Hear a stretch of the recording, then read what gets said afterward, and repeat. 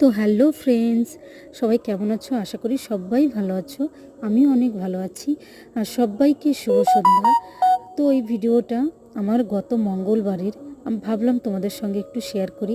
আমি ফোন কিনতে গিয়েছিলাম। তো এর আগের যে ফোনটায় আমি ভিডিও করতাম সেটার ক্যামেরা কোয়ালিটি একটু ডাউন। তোমাদের দাদাভাই তার জন্য বলেছিল আমাকে একটা ফোন কিনে দেবে।